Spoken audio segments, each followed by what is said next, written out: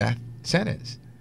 Yeah, I was actually 17 when I got the results. I was 16 when I started to get sick, which led up to me to get the test. Yes. When I was 17, I got the test and got the results. But I got the results over the phone, so I was confused. I didn't know what HIV was. I didn't know what it stood for. So to me, before this, I didn't have time to even care about HIV. It wasn't my problem. So when I got the results over the phone, the first thing that I thought was I'm going to die. And the second thing that I thought was always loved Bow Wow when I was a child. Like, that was my dream, to just grow up and marry him. So my second thought was Bow Wow's never going to marry me now. And those are the only two things that came to my mind at the time. It's amazing. Today we're going to engage our listeners as well in our conversation. You can make a note of the telephone number, which is 326-GEMS. By text, it's 434-2958. And also 466-4751. You may have some questions or your thoughts for Lolisa or Daryl. Later this show, we're going to connect with a noted health educator in our country, Keith Kemp, who is attached to the Ministry of Health. And he's worked with this area for a number of years. He's known and respected in our community. And we're also, of course, going to speak with him. But also we have Daryl.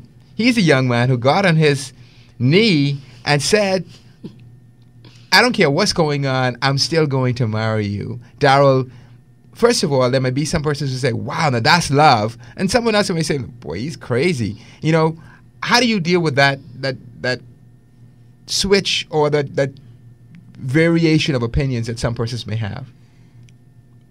Honestly, I really don't. I just know what I want in life. And when I first met Lolisa, I knew that she was a very special person. And I knew that at one time I'm going to marry her and that we're going to live the rest of our lives together. So it doesn't really matter about the opinions about what other people say. Yeah, so, and I have a lot of family, and the family that I do know, they're very supportive, and that's all that matters to me. It just matters if she's happy, and that's it. That indeed. You're HIV negative. Tell me about, and that's only for the purpose of those who are joining the conversation who may be tempted to have opinions in whatever direction. We want to make sure that we provide all of the facets of the community of this conversation. Now, but tell us about the love story and where it began. Where did you meet her, and where did you see her? We want to play by play. Well, when we first met, we met at it was a party. It was an all-white party, and she was in the corner shy. She was just in the corner, and I just walked up to her and asked her if she wanted to dance, and the rest is history. We've been together ever since. How did the family feel when they learned of your decision? Well, like, I only have a few that's close to me, and my cousin's the really closest, and he's HIV positive himself. Mm-hmm. So when I told him, he was very accepting of it. He was just happy that I found somebody, and that's about it. Like, the other people, I didn't really care about their reactions, but they know. My brother knows and stuff like that. But I didn't really ask him his opinion on things. He's just supportive of me. That indeed, yeah. Daryl. Lolisa, what about sometimes society's pressures? Now, I am so amazed and inspired by your story and by your commitment to making a difference, and then also the confidence that both you and Daryl that both of you have. I realize that sometimes there are persons who may not be as strong, and persons who, on both sides of the conversation. First, for you, where did you draw that courage and confidence from to be able to say to Daryl, this is my status, I just want to be upfront with you? Well, before I moved to New York, after I found out that I was positive when I was 17, no one knew in my family for the first 3 years, except for my mother. So we kept a secret for so long that when I finally made the decision to start talking about it, I mean, that was it. I ran with that. And I just realized that when I tell people, it releases so much stress off your shoulders, because I probably could speak for most people that are HIV positive when I say that when you're with a person, you want to care about them, that's always weighing over top of your head. What if he finds out that I have HIV, will he leave me? So just to get that out of the way, you're eliminating a whole lot of stress, and you're also getting the bad guys out of the way too, because if he's not going to accept you for that, then, I mean, he not even willing, some guys aren't even willing to learn about it. I told one guy over the phone, and he was like, "Oh, that's a shame. I'll call you back." And I could tell in his voice that he was never going to call back, but that was okay with me because I didn't have to waste my time with him. So you get a lot of bad people out of your life soon, and I mean, everyone's not going to be okay with sleeping with or being in a relationship with someone that's positive, but a lot of people are still open to wanting to know more about it and wanting to help in different ways. What are some of the things? Because also both you and Daryl have a 2-year-old. What's his name? His name is Daryl too. Ah, are we going to call him Yeah. Daryl Jr. or will he be D or? Well, right now he has like everyone in the family has a different nickname for him. My mom calls him Bubbles. I call him Fat because he's like really chubby. Uh-huh. Daryl's uncle calls him DJ. He answers to anything you call him. We're trying to teach him that his name is Daryl now, but you ask him, "What's your name?" He say, "Bubbles." So, What was the process there? There may be some persons who ask, well, and this is part of the educational process as well. mm-hmm. How some persons may have the concern, oh, if there's a couple, one is HIV positive, one is HIV negative, there's a possibility that there will be transfer of body fluids during intimacy, and there's this concern. What do you say to the public who speak to that?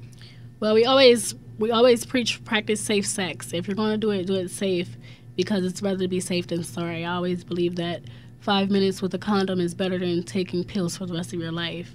And I would tell that to anyone, HIV positive or negative, to always use protection at all times.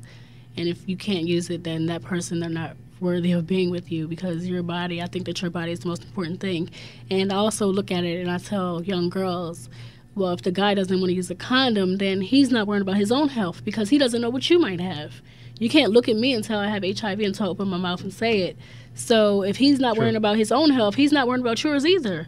And if he's willing to sleep with you soon, because most guys are ready to have sex early when they meet you, if he's ready to sleep with you soon with no protection, he's already done slept with a few other people with no protection too.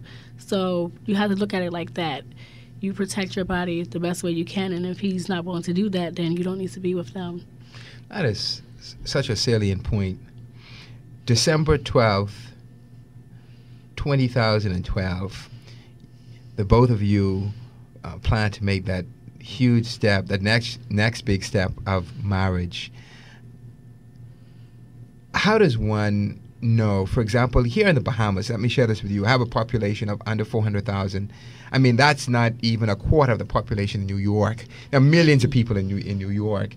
And, you know, persons are perhaps a little bit more, perhaps a lot more accepting of that, of a relationship that takes that form. What do you say to persons here in the Bahamas who say, well, listen, you know, like the lady who I spoke to on Facebook, where she's experiencing a similar phenomenon. Only thing is, she hasn't told anybody, and her concern is, you know, Nassau is only so big. I mean, I'm not sure how much of the island you've seen, but, you know, without traffic, you can pretty much cross this island in no time.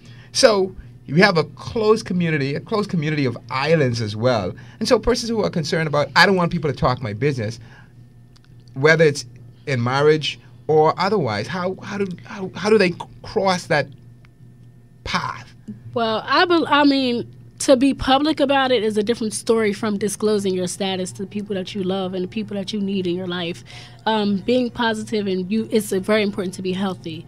And when I say healthy, that includes not only taking your medication, but also having healthy relationships with the people that are close to you. So, like I said, for me, I didn't tell anyone besides my mother. Is the only one I knew for 3 years. And once I started to tell my family and friends, like, it felt really good to get that weight off my shoulder, to know that they didn't care that I had HIV, and now they wanted to know more about it. So advice that I would give here is to just, you don't have to go broadcast it or wear a t-shirt that says I have HIV, which I have done too. You don't have to do that. Some people never reach that point. I think, to me, it was just a calling in my life to just help educate people. I always wanted to help people since I can remember. So once I got HIV, it was like, okay, I'm just going to help people learn about HIV. And that's what I ran with. But just tell the people that are close to you, the people that you love. You don't have to go tell the whole family or do it at a family reunion. But if you plan on loving someone or having a partner or a healthy relationship, your relationship will never be healthy until your partner knows every part of you. And to me, getting that HIV part, that was the biggest part. Everything else, to me, was underneath of that, because that's the biggest thing that people have stigma towards these days. So if he could accept that, then accepting everything else would be a piece of cake. So that's how I look at it, and you live so much stress-free after you tell them. My special guest today, Lolisa Gibson. She's the author of the brand new book, The Way I See It. It's an awesome book, and we'll tell you more about how you can get a copy of this book and what exactly it's about, some of those features. Also, Daryl Hunt, they are a wonderful couple out of New York. At least that's where they reside now. And as mentioned today, we're talking about would you date or marry someone who is HIV positive? As was shared, today's conversation is both candid and necessary for our community in a country where oftentimes we keep it in the closet, as Michael Jackson said in one of his books. Today, we have the fortune of a couple who is willing to be straight up, and not just for sensationalism, but for honesty and for an opportunity for our country to grow. When we come back, we will be joined by Keith Kemp. He's an HIV and relationship educator in the country. And after that, we will welcome back Daryl and Lolisa. Their story continues. Their outreach to our country continues as we broadcast live. In fact, you can watch us live on GemsRadioBahamas.com and MattersOfTheHeartLive.com as we broadcast live on 105.9 Gems FM and the Coast 106. We'll be back right after this. Hey, what's up? I'm Jasmine from ElevatorNoise.com. I'm here today to talk to you guys just briefly about a recent interview that I had with a really amazing woman by the name of Lolisa Gibson.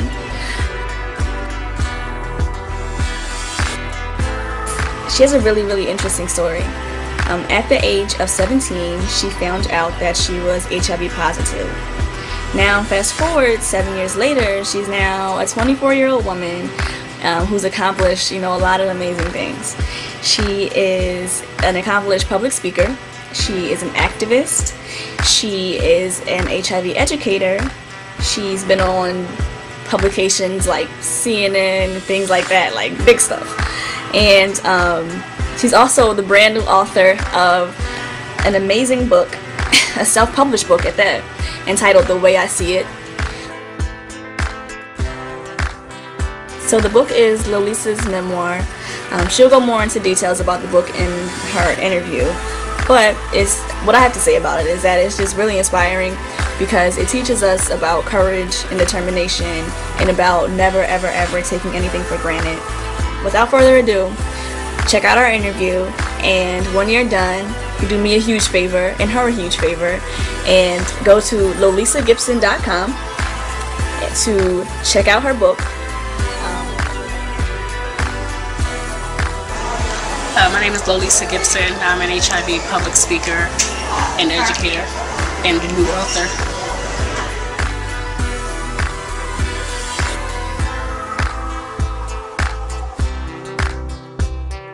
My book is a memoir titled The Way I See It, and I was inspired to write the book because, the book just talks about my life, starting from age 9, going all the way up until present day, and it talks about some of the struggles that I had to overcome as a child, and growing up into an adult, and finding out at the age of 17 that I was HIV positive, and that I was born with the virus, something that I didn't know anything about at the time. So just learning about what HIV was and how to deal with living with something like HIV. And so it goes on to talk about how I dealt with that, how I dealt with the fact that my mother is also HIV positive, and I didn't find out that she was positive until after finding out that I myself was positive. So both of us dealing with new diagnoses at the same time, how we got through that as a family. and going on to talk about how I got educated about HIV and went to educate others about the virus as well and its importance. The book also talks about me after becoming at a comfortable place with the HIV to moving on